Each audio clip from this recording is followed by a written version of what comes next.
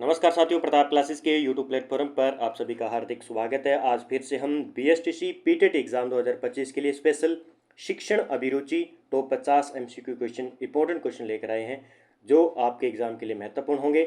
और ये class number हमारी 1 रहने वाली है। तो सभी साथी वीडियो को लाइक कर लें, शेयर कर लें और चैनल पर नए हैं तो चैनल को सब्सक्राइब कर लें और बेल आइकन का घंटा दबाएं ताकि आपके पास जैसे हम वीडियो अपलोड करें बीएसटीसी पीटेट से संबंधित तो आपके पास वीडियो पहुँच जाए। तो आज के सेशन में हम शिक्षण अभिरुचि के बारे में चर्चा करेंगे, जहां से आपके जो है 50% आने वाले हैं, चाहे पीटेट का एग्ज़ाम है चाहे पहले आपका बीएसटीसी का एग्ज़ाम है। तो यहाँ से आपके 50% आएंगे और डेली हम 50% की बात करेंगे और आप देखना कि आपके प्रश्न कितने सही हो रहे हैं, साथ साथ में कमेंट में जवाब भी देना है आपको। तो बारीकी से हम बात करेंगे कि शिक्षण अभिरुचि में किस प्रकार बालक का विकास होता है, किस प्रकार उसका अधिगम होता है, किस प्रकार उसका व्यक्तित्व होता है, किस प्रकार वो नेतृत्व करता है, किस प्रकार वो समाज में रहता है, जुड़ता है, कैसे उसका विकास होता है। सारी चीज़ें हम बारीकी से पढ़ेंगे और आप अच्छी तरीके से समझ पाएंगे। तो बात करते हैं आज के महत्वपूर्ण प्रश्नों की। देखिए, विकास का अर्थ क्या है। सबसे पहले हम यहाँ से स्टार्ट करेंगे, बालक के विकास से। परिवर्तनों की उत्तरोत्तर श्रृंखला, अभिप्रेरणा के फलस्वरूप होने वाले परिवर्तनों की उत्तरोत्तर श्रृंखला। अभिप्रेरणा यानी मोटिवेशन, अभिप्रेरणा एवं अनुभव के फलस्वरूप होने वाले परिवर्तनों की उत्तरोत्तर श्रृंखला, या हम कह सकते हैं परिपक्वता एवं अनुभव के फलस्वरूप होने वाले परिवर्तनों की श्रृंखला क्या कहलाता है, विकास कहलाता है। तो इसमें अभिप्रेरणा प्लस में अनुभव के फलस्वरूप होने वाले परिवर्तनों की उत्तरोत्तर श्रृंखला को हम क्या कहते हैं, विकास कहते हैं। ठीक है, विकास एक ऐसा है जो निरंतर चलता है। विकास क्या है, निरंतर चलता है। अब मैं आपको कुछ पॉइंट जैसे बताता हूं जो आपके शिक्षण अभिरुचि के अंदर बार बार आएंगे। जैसे मान लीजिए एक आता है सबसे पहले शिक्षक। शिक्षक की महत्वपूर्ण भूमिका ये होती है कि जो छात्रों को ज्ञान, कौशल या गुण सिखाने में मदद करता है। एक आता है आपके यहाँ पे शिक्षण। ठीक है, शिक्षक शिक्षण, इस प्रकार के प्रश्न ज्यादा आएंगे कि शिक्षण शिक्षण के अनुसार। इस शिक्षण का अर्थ ये होता है कि जिसके द्वारा एक व्यक्ति किसी दूसरे व्यक्ति को ज्ञान, कौशल या समझ प्रदान करता है, वो क्या होता है, शिक्षण होता है। एक अपने प्रश्न आता है शब्द परिपक्वता। क्या आती है, परिपक्वता। ये भी बार बार आपके जो है प्रश्नों के अंदर बार बार शब्द आएगा। तो इन चीज़ों का अगर आपको पता होगा तो आप जो है प्रश्नों को अच्छी तरीके से कर पाएंगे। बाकी बीएसटीसी के अंदर जो भी शिक्षा मनोविज्ञान के अपने हम बात करें शिक्षण अभिरुचि के प्रश्न आएंगे, तो सबसे पहले आपको जो है सभी प्रश्नों के अंदर सकारात्मक सोच रखनी है, यानी सकारात्मक उत्तर देना है। ठीक है, और जहां पे अगर आपको नकारात्मक है तो वहां पे नकारात्मक, लगभग सकारात्मक सोच रखनी है आपको भी, आप अच्छे तरीके से कर पाएंगे। परिपक्वता का अर्थ होता है कि ये विकास की एक क्या है, प्रक्रिया है। विकास की एक प्रक्रिया है परिपक्वता, यानी जब कोई व्यक्ति अपनी उम्र के अनुसार उचित व्यवहार और प्रतिक्रिया करने की क्षमता रखता हो, यानी क्षमता जिसमें होती है अपने आप को सक्षम करने की, वो क्या है, परिपक्व व्यक्ति है। ठीक है, ये शब्द है कुछ जो बार बार एग्जाम में पूछे जाएंगे आपसे, बार बार आएंगे। देखो, परिपक्वता जिसका दूसरा नाम क्या है, समता का विकास, बढ़ती आयु, शारीरिक विकास, मानसिक विकास। तो परिपक्वता का अर्थ होता है क्षमता का विकास, यानी किसी भी प्रकार से अपने आप को क्षमता कर सके। अगला प्रश्न है, विकास के लिए निम्नलिखित में से कौन सा कथन उचित है, इसमें हमें बताना है। विकास जन्म के साथ प्रारंभ होता है और समाप्त हो जाता है, नहीं। ठीक है, और सामाजिक सांस्कृतिक संदर्भ विकास में एक महत्वपूर्ण भूमिका का निर्वाह करता है। विकास एकल आयामी है, गलत है। विकास पृथक होता है। तो इसमें जो आंसर होगा वो अपना होगा 2 नंबर। सामाजिक सांस्कृतिक संदर्भ विकास में एक महत्वपूर्ण भूमिका का निर्वाह करता है, ये बिल्कुल आपको याद रखना है। ठीक है, यहाँ पे जो है विकास जन्म के साथ प्रारंभ होता है और समाप्त होता है, ये गलत है। विकास जो है निरंतर चलता ही रहता है, चाहे आप बूढ़े क्यों ना हो जाओ, विकास की जो प्रक्रिया है वो चलती ही रहती है। ठीक है, इसका क्रम निर्धारित होता है, क्रम के अनुसार जो है ये चलता रहता है। ठीक है, विद्यालय में लिंग भेदभाव से बचने का सर्वोत्तम तरीका हो सकता है, यानी विद्यालय के अंदर लिंग भेदभाव, इस प्रकार के प्रश्न आपके ज्यादातर आएंगे। आगे आगे धीरे धीरे मैं सारे विद्यार्थियों यानी बालकों पर लेकर आऊंगा प्रश्न। तो विद्यालय में लिंग भेदभाव से बचने का सर्वोत्तम तरीका क्या है, पुरुष एवं महिला शिक्षकों को समान संख्या में भर्ती करना, विद्यालय में लिंग भेदभाव को दूर करने के नियम बनाना और सख्ती से उनका पालन करना, संगीत प्रतियोगिता के लिए लड़कियों को अपेक्षा अधिक लड़कों का चयन करना, ये तो हो ही नहीं सकता। शिक्षकों द्वारा उनके लिंग पक्ष पक्षपातपूर्ण व्यवहार का अभिसंज्ञान करना, यानी उसके बारे में जानना कि लिंग भेदभाव क्यों हो रहा है। तो इसका उचित जो उत्तर होगा वो 4 नंबर होगा, न कि पुरुष एवं महिला शिक्षकों को समान संख्या में भर्ती करना, ये बिल्कुल आंसर नहीं होगा। ठीक है, तो उचित जो 3 नंबर आपको मिलने वाले हैं वो इसके मिलेंगे कि शिक्षकों द्वारा उनके लिंग पक्षपातपूर्ण व्यवहार का अभिसंज्ञान करना कि क्यों ये लिंग भेदभाव कर रहे हैं, इसका कारण क्या है। ठीक है, 4 नंबर। निम्नलिखित में से कौन प्राथमिक समाजीकरण का माध्यम है? मीडिया है, परिवार है, विद्यालय है या सरकार है? बड़े गजब के प्रश्न है, एक प्रश्न ऐसा आएगा तो कौन सा होता है? परिवार होता है। प्राथमिक इकाई क्या होती है बच्चे की? वो होती है परिवार। परिवार से ही बच्चा क्या सीखता है? सबसे पहले सीखता है। ठीक है, तो समाजीकरण का माध्यम सबसे पहले हम बात करें तो परिवार होगा, ये आपको याद रखना है। ठीक है, 2 नंबर आंसर हो जाएगा। एक किशोर की अभिरुचि को प्रभावित करने वाला कारक कौन सा है? एक किशोर है, उसकी अभिरुचि को प्रभावित करने वाला कारक अनुवांशिकी है, वातावरण है, कभी अनुवांशिकी कभी वातावरण, या अनुवांशिकी एवं वातावरण दोनों। तो बताइए भी, एक कोई बालक है उसकी अभिरुचि को हमें प्रभावित करना है तो उसके लिए हमें अनुवांशिकी भी होगी और एक वातावरण, दोनों उस पर डिपेंड करेंगे। ठीक है, तो 4 नंबर बिल्कुल आंसर इसका हो जाएगा। ठीक है, बच्चों के भाषाई विकास के लिए जरूरी क्या है? भी बच्चा है उसके भाषाई विकास के लिए क्या जरूरी है? सबसे सबसे ज्यादा उनको अधिक से अधिक अपने विचार व्यक्त करने के अवसर देने चाहिए। बिल्कुल सही है, इस प्रकार के सकारात्मक सारे उत्तर सही करने हैं। भाषाई कौशलों के विकास हेतु गतिविधियां आयोजित की जानी, ये भी सही है। लिखना, पढ़ना, बोलना और सुनने का अभ्यास करना चाहिए, और उपयुक्त सारे कथन बिल्कुल सही हो जाएंगे।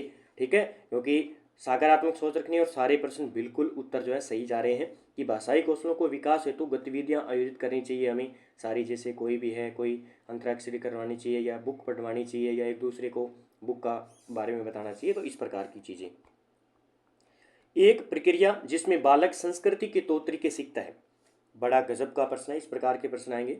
यानी एक प्रक्रिया है जिसमें बालक क्या है? संस्कृति के तौर तरीके सीखता है। अभिप्रेरणा, मोटिवेशन, बिल्कुल नहीं। अध्ययन, समाजीकरण, उपयुक्त सभी।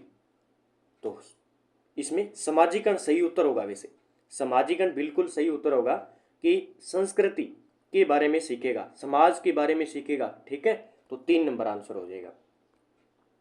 एक अच्छा शिक्षक कौन होगा? भी विद्यार्थियों की जिज्ञासा का पोषण करता है, विद्यार्थियों को पारस्परिक संवाद के लिए प्रोत्साहित करता है, विद्यार्थियों को वास्तविक वैश्विक परिस्थितियों में सम्मिलित करता है। उपयुक्त बिल्कुल सारे कथन सही हो जाएंगे, सारी सोच एकदम सही है। अगर ये सारी चीज़ें जिज्ञासा अगर रखेगा तो वो होगा अच्छा।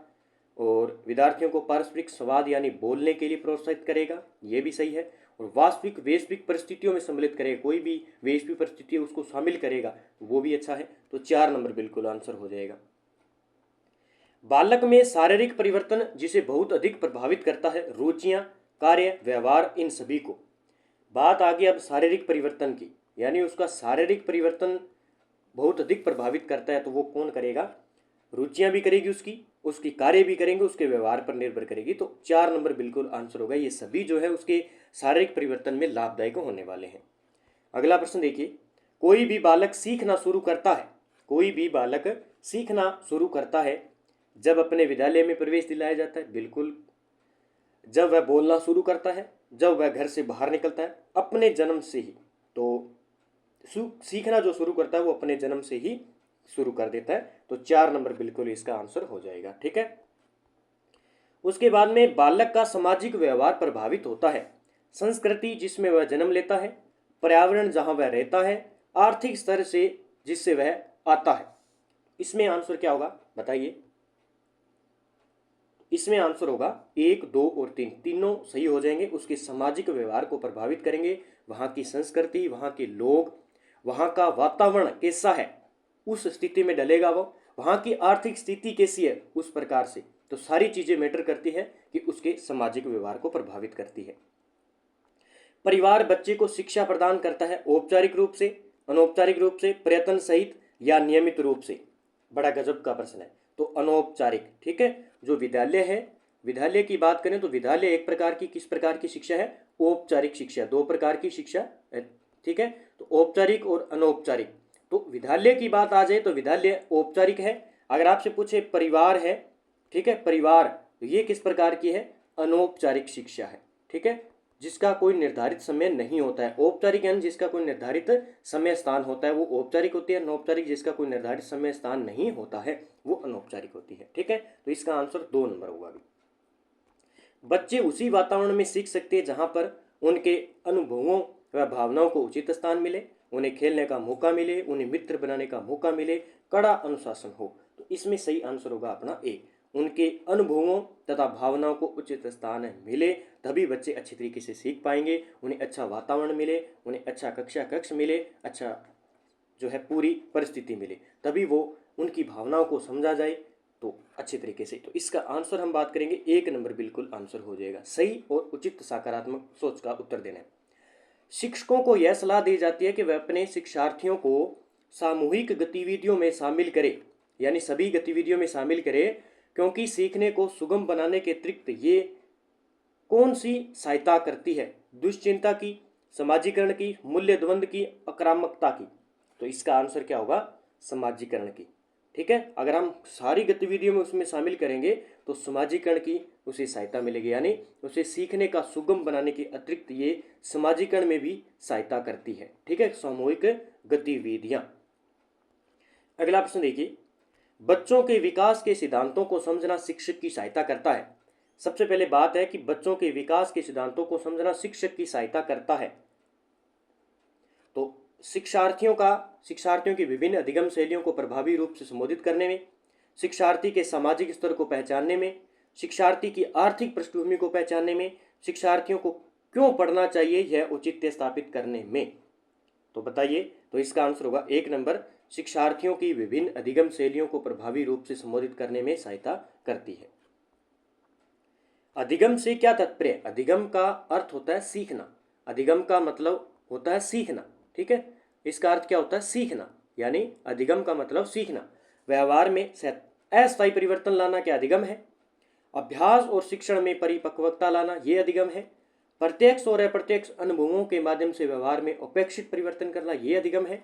या वातावरण से संबंधित आवश्यकताओं की पूर्ति के लिए व्यवहार में होने वाले कुछ परिवर्तन करना अधिगम है। बताइए, तो इसमें सबसे उचित हम उत्तर मानेंगे एक तो प्रत्यक्ष रूप से और अप्रत्यक्ष रूप से अनुभवों के माध्यम से व्यवहार में अपेक्षित परिवर्तन लाना या करना ही क्या कहलाता है? अधिगम कहलाता है। ठीक है, अधिगम की विशेषता क्या है, यानी सीखने की क्या विशेषता होनी चाहिए? तो इसमें अधिगम व्यवहार में परिवर्तन करता है, बिल्कुल सही है। अधिगम जीवन पर्यंत सतत प्रक्रिया है, ये भी सही है। सीखे कोई ऐसा नहीं है कि अगर आप 15 साल तक सीखे उसके बाद में सीखना बंद कर दोगे, आप चाहे 90 साल के हो जाएंगे तभी आप सीखेंगे। अधिगम उद्देश्यपूर्ण और लक्ष्य केंद्रित है, बिल्कुल सही है, और सभी विकल्प सही है, तो 4 नंबर इसका आंसर हो जाएगा। ठीक है, अधिगम के लिए सबसे महत्वपूर्ण स्थिति कौन सी है? कक्षा कक्ष, वातावरण, स्पष्ट शैक्षिक उद्देश्य, अध्यापक का संप्रेषण। संप्रेषण होता है बातचीत। ठीक है, और सर्वे दृश्य सामग्री का उपयोग करना। सर्वे दृश्य सामग्री का उपयोग करना। अधिगम के लिए सबसे उचित उत्तर कौन सा होगा? तो सबसे उचित होगा कि कक्षा कक्ष का वातावरण आपका कैसा है वो उसके सीखने पर निर्भर करता है। ठीक है, कक्षा कक्ष का वातावरण। 1 नंबर इसका आंसर बिल्कुल सही हो जाएगा। ठीक है, अधिगम होता है विद्यालय में, विद्यालय के बाहर, दोनों विद्यालय में या विद्यालय के बाहर, या केवल कक्षा कक्ष के अंदर? बताइए भी। अधिगम तो दोनों विद्यालय में भी होता है और विद्यालय के बाहर भी। विद्यालय के अंदर प्लस में हम जहाँ पे रहते हैं समाज से भी हम क्या सकते हैं? सीखते हैं। तो दोनों से हमें क्या है? प्राप्त होता है, यानी विद्यालय के बाहर भी और विद्यालय के। तो अधिगम सीखा कहीं भी जा सकता है। ठीक है, अगले प्रश्न की बात करते हैं। अच्छा अधिगम निर्भर करता है शिक्षक पर, छात्रों की सक्रिय रुचि पर, उपयुक्त शिक्षण विधियों व सहायक सामग्री के उपयोग पर। उपयुक्त सभी सारे कथन सही हो जाएंगे। ठीक है, अगर आपको तीनों ऑप्शन सही लग रहे हो तो आप उपयुक्त सभी भी कर सकते हो। देखिए, अच्छा अधिगम निर्भर करता है एक शिक्षक पर, अच्छे शिक्षक पर निर्भर करेगा। छात्रों की सक्रिय रुचि होगी तभी आप उनको सिखा पाएंगे, बिल्कुल नहीं सिखा पाएंगे अगर रुचि नहीं है उसको। तो उसके लिए हमें रुचि बनाने के लिए उसके कुछ टोटके अपनाने पड़ेंगे, कोई शिक्षण विधियां कोई अपनानी पड़ेगी ताकि वो रुचि पैदा करे अपने प्रति। उपयुक्त शिक्षण विधियां कोई भी, जैसे विधियां हैं, प्रोजेक्ट विधि है या खेल विधि है या मोंटेसरी विधि है, इस प्रकार की विधियों का उपयोग करके हम उनको रुचि पैदा कर सकते हैं, अधिगम सिखा सकते हैं। या सहायक सामग्री के माध्यम से उन्हें सामग्री दी जाए और वो धीरे धीरे उन सामग्री को इकट्ठा करे, कभी उनको तोड़े कभी जोड़े, उससे हम सिखा सकते हैं। छात्रों में सीखने की योग्यता निर्भर करती है सामाजिकता पर, संस्कृति पर, परिवार पर, व्यक्तिगत भिन्नता पर। अब बताइए भी, तो सीखने की योग्यता जो निर्भर करती है उसकी व्यक्तिगत भिन्नता पर करेगी। ठीक है, 4 नंबर आंसर हो जाएगा। अगला प्रश्न देखिए, बच्चों और उनके अधिगम के संदर्भ में निम्नलिखित कथनों में से कौन सा सही है? एक तो बच्चा है और दूसरा उसके अधिगम की, अधिगम यानी सीखने के संदर्भ में बताना है कि कौन सा कथन बिल्कुल सही है इनमें से। बच्चों को अधिकतम हेतु प्रेरित करने के लिए उन्हें पुरस्कृत और दंडित करना चाहिए। सभी बच्चे सीखने के लिए स्वाभाविक रूप से प्रेरित हैं तथा सीखने में सक्षम हैं। बच्चे को सीखने के लिए अभिप्रेरणा यानी मोटिवेशन तथा सीखने के लिए उनकी क्षमता केवल आनुवंशिकता के द्वारा पूर्व निर्धारित हो। बच्चों की सामाजिक आर्थिक पृष्ठभूमि उनकी प्रेरणा और अधिगम क्षमता क्षमता को निर्धारित व सीमित करे। इसमें सही उत्तर की बात करेंगे वो होगा कि सभी बच्चे सीखने के लिए स्वाभाविक रूप से प्रेरित हैं या सीखने में सक्षम होते हैं। ये बिल्कुल इसका आंसर सही हो जाएगा। अगला प्रश्न देखिए, कक्षा कक्ष में विद्यार्थियों को अधिगम परिलक्षण है। कक्षा कक्ष में विद्यार्थियों का अधिगम परिलक्षण है तो अभिरुचि और अभिप्रेरणा का। ठीक है, 4 नंबर बिल्कुल आंसर हो जाएगा। सबसे पहले यानी अभिरुचि उसकी रुचि, दूसरा मोटिवेशन ही जरूरी है कक्षा कक्ष के अंदर विद्यार्थियों के अधिगम के लिए, सीखने के लिए। कक्षा कक्ष को सक्रिय अधिगम केंद्र बनाने के लिए अध्यापक को अपना अधिकांश समय व्यतीत करना होगा। अधिकांश समय व्यतीत करना होगा कि बच्चों द्वारा एक दूसरे के प्रति गैर आक्रामक तरीकों से संप्रेषण यानी बातचीत और समूह में कार्य करवाकर, तभी हम क्या अच्छी तरीके से अधिगम केंद्र बना सकते हैं कक्षा कक्ष के अंदर। यानी एक दूसरे के प्रति गैर आक्रामकता तरीकों से, दूसरा संप्रेषण बातचीत करके और उन्हें समूह में इकट्ठा करके हम अधिगम करवा सकते हैं। ये सबसे बड़ा उचित तरीका है। एक शिक्षिका अपनी प्राथमिक कक्षा में प्रभावी अधिगम को बढ़ा सकती है। अब बात आ गई मैडम की कि एक शिक्षिका अपनी प्राथमिक कक्षा में, प्राथमिक यानी 1 से 5 तक की कक्षा में प्रभावी अधिगम को किस तरह बढ़ा सकती है। अब आ गई मैडम की बात। तो मैडम कैसे करेगी कि विषय वस्तु को विद्यार्थियों के जीवन के साथ संबंधित करके उन्हें क्या कराएगी, अधिगम कराएगी। यानी जैसे विषय वस्तु कोई पढ़ा रहे हैं तो हम क्या करें, उसे समाज से जोड़ेंगे, उनके परिवार से जोड़ेंगे, उनके जो है सिस्टम से जोड़ेंगे ताकि वो अच्छे तरीके से समझ पाए। उनको जो भी हम पाठ पढ़ा रहे हैं उनको हम परिवार से जोड़ेंगे, समाज से जोड़ेंगे, जो घटना वर्तमान में घट रही है उनसे जोड़ेंगे, तभी वो अच्छे तरीके से सीख पाएंगे। विद्यार्थियों के प्रभावशाली अधिगम के लिए निम्नलिखित में से कौन सा शिक्षक के प्राथमिक कार्यों में से एक नहीं है। विद्यार्थियों के प्रभावशाली अधिगम के लिए निम्न में से शिक्षक के प्रारंभिक कार्यों में से एक नहीं है। तो विद्यार्थियों को उपदेशात्मक विधि से सूचना प्रदान करना ये नहीं है। विद्यार्थियों की उन धारणाओं को जानना जिन्हें लेकर वे कक्षा में आते हैं, बिल्कुल सही है। विद्यार्थियों से उच्च स्तर के प्रश्नों के उत्तर की अपेक्षा करना, बच्चों को यह सिखाना कि वे अपने अधिगम प्रयासों को कैसे देखें और सुधार सकें। तो ये उत्तर सारे सही हैं, लेकिन ये जो है ये गलत हो जाएगा। कक्षा शिक्षण में पाठ प्रस्तावना सोपान सीखने के नियम पर आधारित है। प्रभाव का नियम, सादृश्य का नियम, तत्परता का नियम, साहचर्य का नियम। अब इसमें तत्परता का नियम जरूरी है। अगर कोई बच्चा तत्पर है तभी हम उसे क्या है सिखा सकते हैं। तो पाठ प्रस्तावना सोपान सीखने के लिए नियम है तत्परता का नियम। ये किसने दिया था, ये थॉर्नडाइक का सिद्धांत है। ठीक है, एक वैज्ञानिक है थॉर्नडाइक, उन्होंने दिया कि तत्परता का नियम, अगर बच्चे की तत्परता है सीखने की तभी सीख पाएगा, उसके अलावा नहीं सीख पाएगा। ठीक है, जैसे हम घोड़े को क्या है तालाब तक ले जा सकते हैं, हम घोड़े को क्या है तालाब तक तो ले जा सकते हैं, लेकिन उसे क्या है उस तालाब वाला पानी नहीं पिला सकते तब तक वो नहीं पिएगा खुद। ठीक है, ये इसका उदाहरण है। यानी तत्परता जरूरी है। अगर बच्चे के अंदर तत्परता है सीखने की तभी हम कक्षा शिक्षण के अंदर उन्हें अच्छे तरीके से सिखा पाएंगे। विद्यालय कार्य में हस्तांतरण की सर्वोत्तम विधि है। विद्यालय कार्य में जो हस्तांतरण की सर्वोत्तम विधि है अध्यापक का शिक्षा देना। इस उद्देश्य की पूर्ति हेतु अध्यापक को पढ़ाते समय निम्न में से क्या नहीं करना चाहिए। क्या नहीं करना चाहिए, कक्षा में सीखे ज्ञान एवं कौशल को अन्य स्थितियों में प्रयोग करने के अवसर प्रदान करना ये नहीं होना चाहिए। रट कर सीखने की आदत ये तो नहीं डालनी चाहिए। अभी आपको पता है एनईपी 2020 लागू की है, यानी शिक्षा नीति नई लागू की है, तो उसके आधार पर इसको हटाया गया कि रटन पद्धति को बंद किया जाए। सूझ द्वारा सीखने की आदत का विकास, विषय वस्तु में समानता और विभिन्न पहचानने की आदत का विकास, ये भी गलत है। तो कक्षा में सीखे ज्ञान एवं कौशल को अन्य स्थितियों में प्रयोग करने के अवसर प्रदान करना, यानी पूर्व अनुभव के आधार पर अब वाले जो अनुभव है उसको मिलाकर कार्य करना। ठीक है, ये होगा सर्वोत्तम विधि। धीमी गति से सीखने वाले बालकों के लिए निम्न में से कौन सा प्रावधान सर्वाधिक है?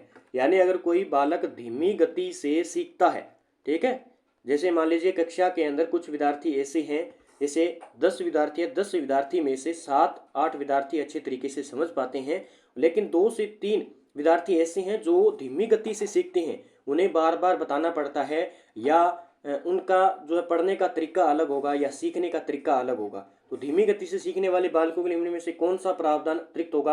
अतिरिक्त त्वरण यानी गतिवर्धन, प्रतियोगिताएं, उपचारात्मक शिक्षण, उनका क्या करेंगे हम? उपचारात्मक शिक्षण के द्वारा ही हम उनको पढ़ा सकते हैं, यानी 4 नंबर बिल्कुल इसका आंसर हो जाएगा अपना। क्या हो जाएगा? 4 नंबर। ठीक है। एक शिक्षक अपने शिक्षार्थी की सदैव इस रूप में मदद करता है कि वे एक विषय क्षेत्र से प्राप्त ज्ञान को दूसरे विषय के क्षेत्रों के ज्ञान के साथ जोड़ सके, जिससे वृद्धि हो। यह है शिक्षार्थी स्वायत्तता, समय या पुनर्बलन यानी बार बार पढ़ना, व्यक्तिगत भिन्नता, ज्ञान का सहसंबंध और अंतःकरण। तो इसका आंसर क्या होगा? 4 नंबर। एक तो ज्ञान का सहसंबंध यानी ज्ञान को ज्ञान से जोड़ना, और दूसरा उसका अंतःकरण करना। ये 4 नंबर बिल्कुल आंसर सही हो जाएगा।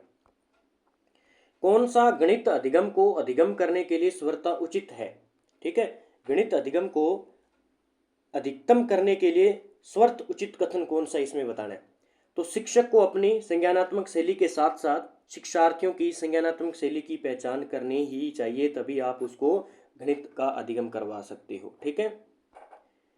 सीखने की प्रक्रिया में विद्यार्थी द्वारा की गई त्रुटियों के संबंध में आपकी दृष्टि से निम्नलिखित में से कौन सा कथन बढ़िया है, यानी सर्वोत्तम है, उच्च है? तो विद्यार्थी को कभी त्रुटि नहीं करनी चाहिए, ये इसका आंसर होगा। ठीक है। त्रुटियां अधिगम प्रक्रिया का भाग है, बिल्कुल है। गलतियां आप करोगे तो सीखोगे, कहते हैं ना कि गलतियों से व्यक्ति सीखता है, तो ये सही होगा। विद्यार्थी की लापरवाही के कारण त्रुटियां होती है, कभी कभी विद्यार्थी त्रुटियां कर सकता है, तो सर्वोत्तम उदाहरण यह है कि विद्यार्थियों को कभी त्रुटि नहीं करनी चाहिए। ये आपकी एक सीखने की प्रक्रिया में विद्यार्थी द्वारा की त्रुटि संबंध में सही है, तो 1 नंबर आंसर। बालकों का अधिगम सर्वाधिक प्रभावशाली होगा जब आप बालकों को संज्ञानात्मक, भावात्मक और मनोचालक पक्षों का विकास होगा, पढ़ने लिखने और गणितीय कुशलताओं पर बल देगा। शिक्षक अधिगम प्रक्रिया में आगे होकर बालकों को निष्क्रिय रखेगा। शिक्षण व्यवस्था एकाधिकारवादी होगी। इसमें बताइए, तो इसमें सबसे पहले सही उत्तर जो होगा वो होगा अपने बालकों के अंदर संज्ञानात्मक विकास होगा, भावात्मक विकास, मनोचालक विकास पक्षों का विकास होगा, तभी वो है सर्वाधिक प्रभावशाली अधिगम कर पाएगा। बच्चों को अधिगम गतिविधियों में भागीदारी करने के लिए लगातार पुरस्कार देना और दंड का प्रयोग करने के लिए क्या प्रभाव पड़ता है? यानी मान लीजिए भी हम बच्चे को सिखा रहे हैं और अच्छे तरीके से भागीदारी कर रहे हैं, उसके बावजूद हम उसको पुरस्कार दे रहे हैं, और दंड का प्रयोग करने का प्रभाव क्या पड़ेगा उस बच्चे पर? तो अधिगम में बच्चों की स्वाभाविक अभिरुचि तथा जिज्ञासा कम होगी इसमें। ठीक है, उसमें क्या होगी? उसकी एक तो स्वाभाविक अभिरुचि और जिज्ञासा कम होगी। ठीक है। सामग्री की सहायता से नए विचार और नए नियम को जानते हुए सीखने का प्रयास करता है, तो उसको क्या कहा जाएगा? रटकर सीखना, अर्थपूर्ण अधिगम, अभिग्रहण अधिगम, अन्वेषण। अन्वेषण का मतलब है खोज अधिगम।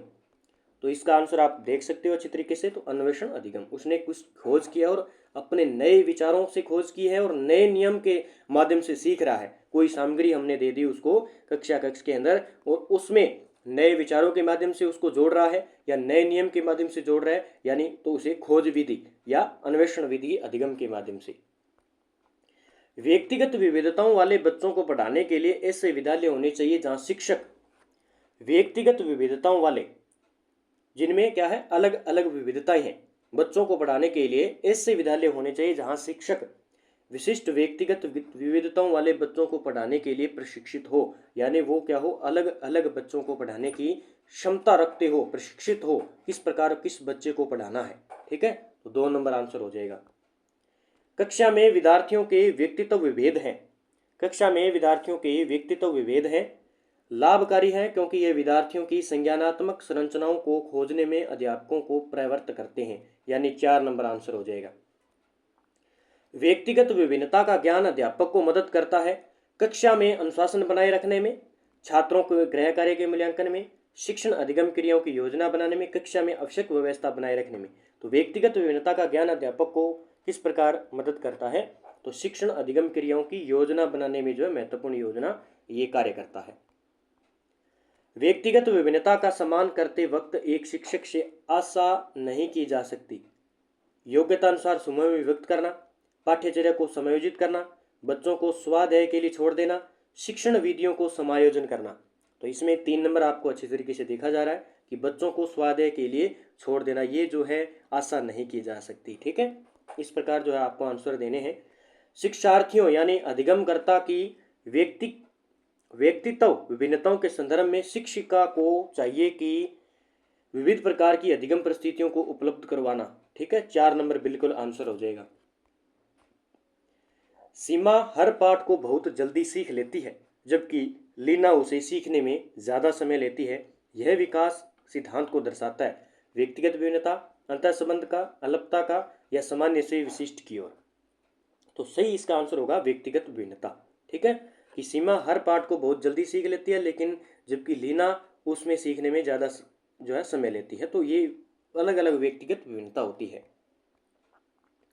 शिक्षार्थियों में व्यक्तिगत विभिन्नता को संबोधित करने के लिए विद्यालय किस प्रकार का सहयोग उपलब्ध करवा सकता है, यानी शिक्षार्थी है उसके व्यक्तित्व विभिन्नता को संबोधित करने के लिए विद्यालय किस प्रकार का सहयोग कर सकता है, तो बाल केंद्रित पाठ्यचर्या का पालन करना और शिक्षार्थियों को सीखने के अनेक अवसर उपलब्ध करवाना, ये बिल्कुल सही आंसर हो जाएगा। ठीक है, निम्नलिखित में से कौन सा कारक बालक के व्यक्तित्व विकास को प्रभावित करता है, बड़ा गजब का प्रश्न है। तो अनुवांशिकता प्रभावित करती है, भौतिक वातावरण भी प्रभावित करता है, सामाजिकता भी प्रभावित करती है। उपयुक्त सारे कथन सही हो जाएंगे। एक शिक्षार्थी की बुद्धि लब्धि का ज्ञान एक शिक्षक के लिए उपयोगी है क्योंकि उसकी बुद्धि लब्धि, तो शिक्षक कार्य को सफल व प्रभावी बनाने के लिए उसकी बुद्धि लब्धि को जानना बहुत ही जरूरी है, उसके ज्ञान को शिक्षक के लिए। ठीक है, निम्न में से कौन सी पिछड़े हुए बालकों की विशेषता नहीं है, पिछड़े हुए बालकों की विशेषता नहीं है, तो कम बुद्धि जो रखते हैं। ठीक है, कम बुद्धि रखते हैं, ये इसकी विशेषता नहीं है। अपनी प्रकृति प्रदत्त योग्यताओं से कम स्तर की शैक्षणिक उपलब्धि का प्रदर्शन करते हैं। सामान्य विद्यालय कार्य के साथ वे गति नहीं कर रख पाते और अपनी आयु के बालकों से काफी पिछड़ जाते हैं। तो ये 4 नंबर इसका आंसर हो जाएगा। समान आयु वर्ग से संबंध अन्य सहपाठियों से जब किसी छात्र की तुलना की जाती है तो उसमें एक स्पष्ट शैक्षिक कमी यानी त्रुटि दृष्टिगोचर होती है। ऐसे बच्चों को कहते हैं प्रतिभाशाली बालक, पिछड़ा बालक, अपवादी बालक या इनमें से कोई नहीं, बताइए भी। तो इसमें होगा पिछड़ा बालक। ये क्या कह रहा है कि एक समान आयु वर्ग से संबंध अन्य सहपाठियों से जब किसी छात्र की तुलना की जाती है तो उसमें एक स्पष्ट शैक्षिक कमी त्रुटि होती है, तो वो पिछड़ा बालक होगा, उसमें कोई कमी है। तो प्रतिभावान बालकों की पहचान करने के लिए हमें सबसे अधिक महत्व देना चाहिए वस्तुनिष्ठ परीक्षणों के परिणाम को देना चाहिए। ठीक है, 2 नंबर आंसर हो जाएगा प्रतिभाशाली जो बालक होगा।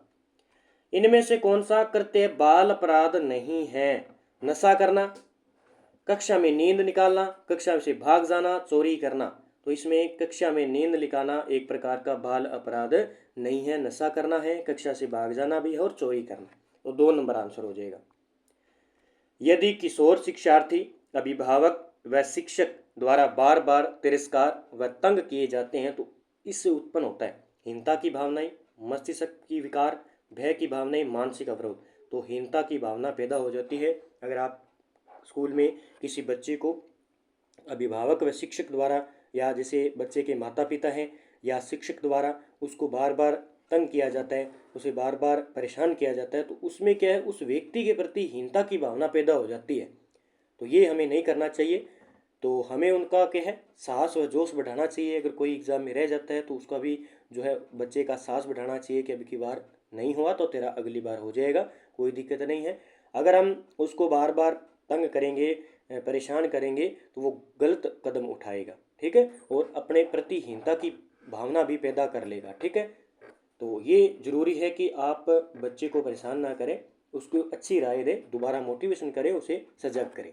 ठीक है। अगला प्रश्न है कि बच्चे के व्यक्तित्व के एक सूत्रीय विकास के लिए माँ बाप को चाहिए। ठीक है, एक माँ बाप को चाहिए तो घर में अनुकूल वातावरण प्राप्त करवाएं। यानी बच्चा अगर अच्छे तरीके से पढ़ रहा है, अच्छे तरीके से विकास है, तो सबसे पहले माता पिता की ये भूमिका होती है कि उसे अच्छा वातावरण दें, कुछ अच्छा समाज दें, अच्छा जो है उसे मोटिवेशन करे, तभी बच्चा अच्छे तरीके से अपने आप अनुकूल हो पाएगा। छात्रों में चोरी की आदत को कम किया जा सकता है पारितोषिक देकर, ताड़ना देकर, उदाहरण देकर, सजा देकर। देखिए इस प्रकार के प्रश्न आपके आएंगे भी। अगर एक कोई छात्र चोरी कर रहा है बार बार, तो आप उसे क्या करेंगे, कोई उदाहरण देंगे ताकि वो समझ पाए कि भाई चोरी करने से ये होता है, चोरी करने से ये होता है, आगे जाके भविष्य खराब होगा, ऐसा होगा, वैसे होगा। ये नहीं कि आप पारितोषिक मारोगे कूटोगे तो वो फिर करेगा चोरी, उसे पता है भी 2 थप्पड़ और खा लेंगे। ताड़ना देकर ये भी गलत है, सजा देकर ये तो गलत है ही। तो उदाहरण देकर हम उसे समझाएंगे तो वो समझ जाएगा। ठीक है। ब्रेन लिपि से किसको पढ़ाना चाहिए? तो ब्रेन लिपि आपने विद्यालय देंगे होंगे, स्पेशल अंध विद्यालय बने हुए हैं, तो वहाँ पे क्या होता है, इन ब्रेन लिपि का उपयोग किया जाता है बच्चों को पढ़ाने के लिए, जो अंधे बच्चे होते हैं जिन्हें दिखाई नहीं देता है। ठीक है, तो इसमें आंसर होगा 2 नंबर। ठीक है, अच्छा आंसर होगा सही, अंधे बच्चों को ब्रेन लिपि के माध्यम से पढ़ाया जाता है। अपराधी बालक कौन से होते हैं? इस प्रकार के प्रश्न आएंगे। जो असामाजिक कार्य करते हैं, ठीक है, करते हैं, जो शिक्षक के लिए सिरदर्द होते हैं, जो कक्षा में अव्वल आते हैं, जो समाज में रहना पसंद नहीं करते। तो असामाजिक जो कार्य करता है ना, वो अपराधी बालक होते हैं, अलग ही काम करते हैं समाज से हटकर। बच्चे जब सर्वाधिक सृजनशील होते हैं जब वे किसी गतिविधियों में भाग लेते हैं। ठीक है, तो अपनी रुचि से। ठीक है, ये इसका आंसर हो जाएगा।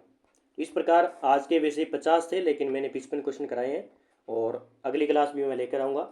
जैसे आपके कुछ टॉपिक है, जैसे समाज के बारे में स्पेशल टॉपिक है, जैसे लीडरशिप है यानी नेतृत्व के बारे में आपके टॉपिक है, कुछ इस प्रकार के प्रश्न आएंगे। जैसे संप्रेषण एक दूसरे से बातचीत से हैं, जैसे व्यावसायिक निबद्धता है, और अंतर व्यक्तित्व संबंध किस प्रकार से स्थापित करता है बच्चा, सजगता उसमें किस प्रकार की है। ये कुछ टॉपिक्स हैं, उसकी हम कल बात करेंगे। कल मैं वो 50% लेकर आऊँ उनसे संबंधित, ताकि आप अच्छे तरीके से समझ लो।